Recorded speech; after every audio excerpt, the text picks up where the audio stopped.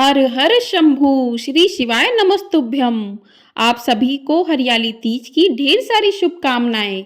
आज की वीडियो में आप जानेंगे कि साल 2024 में हरियाली तीज कब है, तृतीया तिथि कब से प्रारंभ होगी, कब समाप्त होगी, पूजा के शुभ मुहूर्त क्या रहेंगे, व्रत का पारण आपको कब करना चाहिए, यदि आप पहली बार व्रत कर रहे हैं तो आपको किन नियमों का पालन करना चाहिए, पूजा विधि क्या रहेगी। तो आप सभी लोग वीडियो में बने रहिएगा और चैनल को यदि सब्सक्राइब नहीं किया है तो चैनल को सब्सक्राइब जरूर कर लें। आपको हमारे चैनल पर सावन मास के प्रत्येक दिन की कथाएं भी सुनाई जा रही हैं, तो चैनल को अपना ढेर सारा प्यार जरूर दीजिएगा। हिंदू धर्म में हरियाली तीज का विशेष महत्व होता है। हर साल श्रावण मास के शुक्ल पक्ष की तृतीया तिथि को हरियाली तीज का पर्व मनाया जाता है। इसे श्रावणी तीज भी कहते हैं। इस दिन सुहागिन महिलाएं पति की लंबी आयु और अच्छे स्वास्थ्य के लिए भगवान शिव और माता पार्वती की विधिवत पूजा करती हैं। इसके साथ ही अविवाहित कन्याएं सुयोग्य वर पाने के लिए इस व्रत को रखती हैं। मान्यता है कि इस दिन शिव जी और माता पार्वती का पुनर्मिलन हुआ था, इसी कारण इसका विशेष महत्व है। इसी कारण सुहागिन महिलाएं खुशहाल वैवाहिक जीवन के लिए यह व्रत रखती हैं। इसके साथ ही कुंवारी कन्याएं मनचाहा वर पाने के लिए इस व्रत को रखती हैं। इस दिन हरे रंग का विशेष महत्व होता है। इस दिन हरे रंग की साड़ी से लेकर चूड़ियां तक पहनना शुभ माना जाता है। मान्यता है कि तीज के दिन भगवान शिव और माता पार्वती की पूजा करने से कई गुना अधिक फलों की प्राप्ति होती है। इसके साथ ही अपने पति की दीर्घायु का आशीर्वाद भी प्राप्त होता है। इस दिन महिलाएं 16 श्रृंगार करती हैं। इस दिन मां पार्वती ने भगवान शंकर को अपने पति के रूप में पाने के लिए काफी लंबे समय तक कठोर तपस्या की थी। इसके बाद ही भोलेनाथ ने मां को पत्नी के रूप में स्वीकार किया था। पति की दीर्घायु और सुखी वैवाहिक जीवन के लिए सुहागिन महिलाएं हरियाली तीज का निर्जला व्रत रखती हैं। इस दिन महिलाएं 16 श्रृंगार करती हैं, हाथों में मेहंदी लगाती हैं, हरे रंग की चूड़ी पहनती हैं, सावन मास के गीत गाती हैं। सावन मास के गीत गाने का भी विशेष महत्व होता है। महिलाएं झूला झूलकर सावन के इस खास पर्व को उत्साह के साथ मनाती हैं। वहीं कुंवारी कन्याएं सुयोग्य वर की प्राप्ति के लिए यह व्रत रख सकती हैं। माता पार्वती ने भगवान शंकर को पति के रूप में प्राप्त करने के लिए 108 जन्मों तक कठोर तप किया था। इस कठोर तप के बाद शिव जी ने मां पार्वती को पत्नी के रूप में स्वीकार किया था, इसलिए इस दिन का महत्व और अधिक बढ़ जाता है। तो आइए अब जानते हैं कि तृतीया तिथि कब से प्रारंभ हो रही है और कब समाप्त हो रही है। तो तृतीया तिथि प्रारंभ हो जाएगी 6 अगस्त मंगलवार शाम 7:52 से और तृतीया तिथि जो है समाप्त हो जाएगी 7 अगस्त बुधवार रात्रि 10:05 पर। तो 6 अगस्त को तृतीया तिथि शाम को शुरू होगी 7:52 से और 7 तारीख की बुधवार को रात्रि में समाप्त होगी 10:05 पर। तो उदया तिथि के अनुसार, क्योंकि हमारे सनातन धर्म में जो भी तिथि उदया तिथि के साथ प्रारंभ होती है उसी दिन वो त्योहार मनाया जाता है। तो साल 2024 में हरियाली तीज का व्रत 7 अगस्त दिन बुधवार को किया जाएगा और इसी दिन भगवान भोलेनाथ और मां पार्वती जी का विधिवत पूजन किया जाएगा। आइए अब जानते हैं शुभ मुहूर्त के बारे में। तो पूजा का शुभ मुहूर्त रहेगा सुबह 6 बजे से लेकर 9 बजे तक। दूसरा मुहूर्त रहेगा सुबह 10:30 बजे से लेकर 10:30 से लेकर 12 बजे तक। और अगला मुहूर्त शाम का रहेगा जो कि 6 बजे से प्रारंभ होकर 7:15 पर समाप्त हो जाएगा। तो ये कुछ शुभ मुहूर्त रहेंगे जिनमें आप माता पार्वती और भगवान भोलेनाथ की पूजा अर्चना कर सकती है पूरे विधि विधान पूर्वक। और जो भगवान भोलेनाथ की पूजा है जो हरियाली तीज के व्रत में करनी चाहिए, वो प्रदोष काल के समय की गई पूजा बहुत ही उत्तम मानी जाती है भगवान भोलेनाथ की। तो प्रदोष काल का समय जो रहेगा पूजा का वो रहेगा शाम 6:16 से लेकर 7:46 तक। तो ये प्रदोष काल का शुभ मुहूर्त रहेगा। तो यदि आप प्रदोष काल के शुभ मुहूर्त में माँ पार्वती और भगवान भोलेनाथ की पूजा करती हैं तो बहुत ही शुभ माना जाता है। लेकिन ये सारे ही शुभ मुहूर्त हैं, तो इन मुहूर्त में आप अपनी पूजा जो है कर सकती हैं। अब बात करते हैं कि व्रत का पारण कब करना चाहिए। तो कुछ लोगों के यहाँ दिन भर का व्रत रखकर शाम को फलाहार कर लिया जाता है, लेकिन कुछ लोगों के इधर निर्जला व्रत भी रखा जाता है। तो आपकी तरफ जिस प्रकार से होता है आप उस तरीके से कर सकते हैं।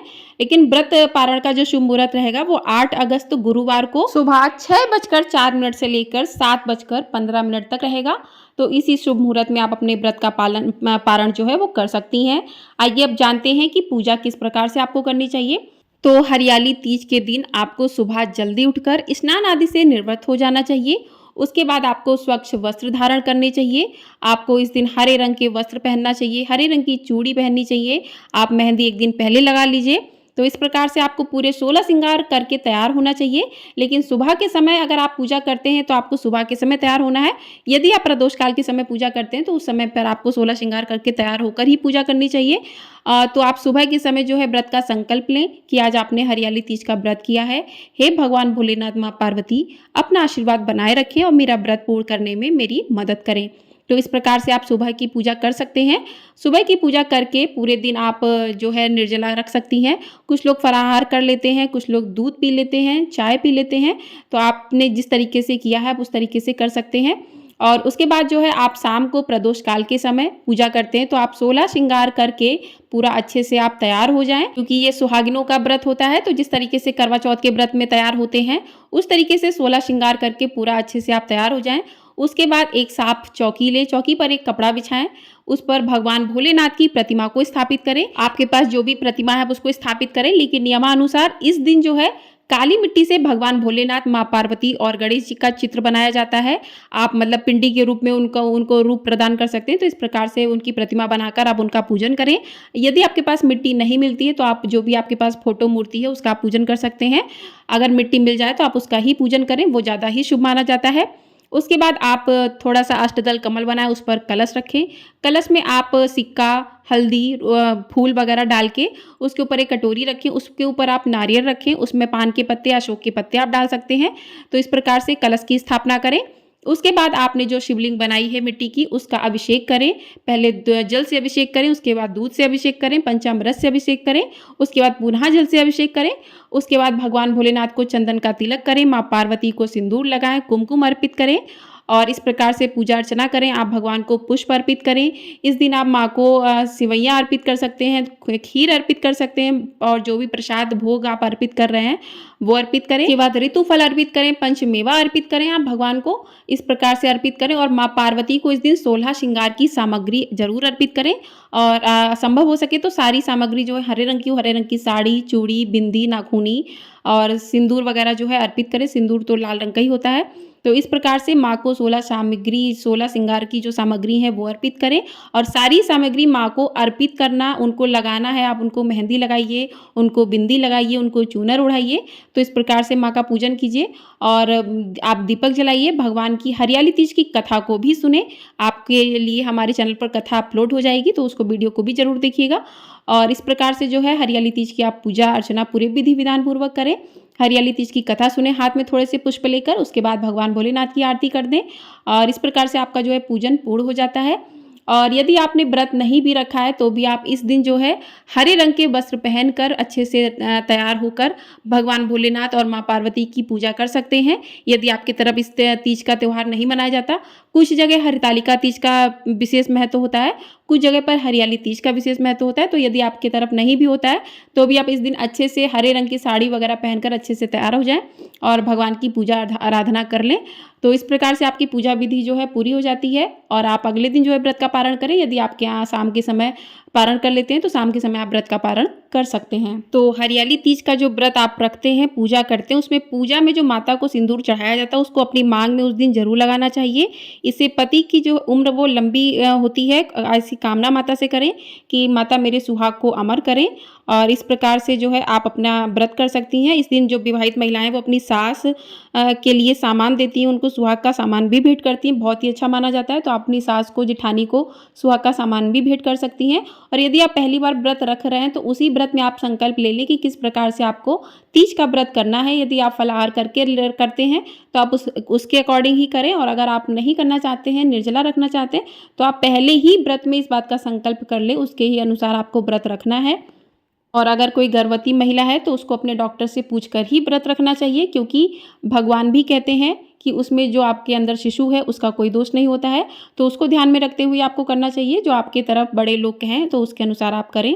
बाकी ये वीडियो आप लोगों को कैसी लगी ज़रूर बताइएगा कमेंट बॉक्स में। और वीडियो पसंद आई हो तो वीडियो को लाइक ज़रूर कर दीजिएगा, शेयर कर दीजिएगा ज़्यादा से ज़्यादा लोगों में। और चैनल पर आप लोग पहली बार आए तो चैनल को सब्सक्राइब ज़रूर कर लीजिएगा। आपको हमारे चैनल पर हरियाली तीज की व्रत कथा भी अवश्य सुनने को मिलेगी।